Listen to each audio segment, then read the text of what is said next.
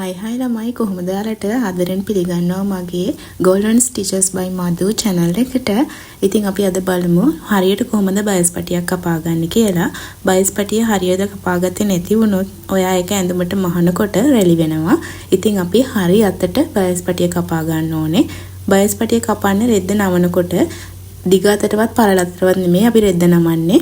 මෙන්න මේ පෙන්නන විදිහට ත්‍රිකෝණාකාරව. ඒ කියන්නේ දිග අතටත් නැතුව පළල අතටත් නැතුව පරහට. මේ විදිහට මම පින් කරගන්නවා. අපි ඉරිදි කොටසක් අරගෙන මේ විදිහට ත්‍රිකෝණාකාරව නවාගෙන දැන් අපිට අවශ්‍ය බයස් පටියේ ප්‍රමාණයට මේකේ මාක් කරගෙන යනවා.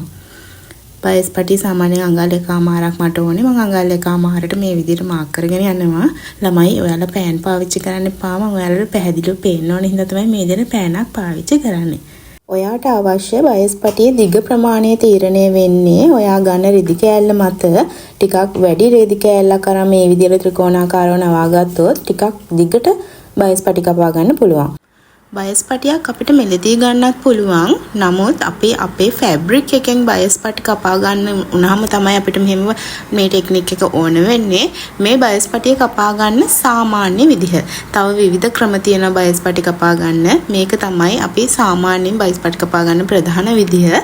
තව මීට වඩා ලේසි ක්‍රම තියෙනවා. මම ඒවා ඉදිරියේදී ඔයගොල්ලොත් එක්ක කතා කරන්නම්. මෙන්න මේ විදිහට මාක් කරගත්තට පස්සේ අපි බයස් පටි ටික කපා ගන්න ඕනේ. ඔක්කොම ටික බයස් පටි එකපාර කපා ගන්න ඔයාට අවශ්‍ය ප්‍රමාණය තියාගෙන.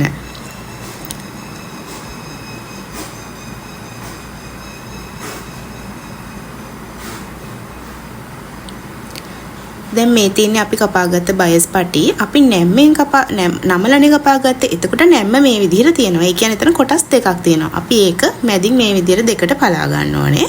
මේ විදිහට මැදින් වෙන් කරගත්තම එතන බයස් පටි දෙකක් තියෙනවා. හරි මේ තියෙන්නේ අපි කපාගත්ත බයස් පටි ටික හොඳට ඇදෙනවා.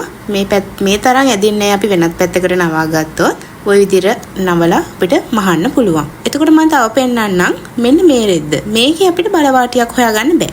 එතකොට කොයි පැත්තද කියලා අපිට තේරුම් ගන්න අමාරුයිනේ මේ නවන්න ඕන. ඒ වෙලාවට හොඳට ඇදලා බලන්න. 3-4 පැත්තටම ඇදලා බලන්න. වැඩියෙන් ඇදෙන පැත්තට නවන්න. ඒ විදිහට නවලා අර ආකාරයෙන්ම කපා ගන්න පුළුවන්. ගිහින් එන්නම්.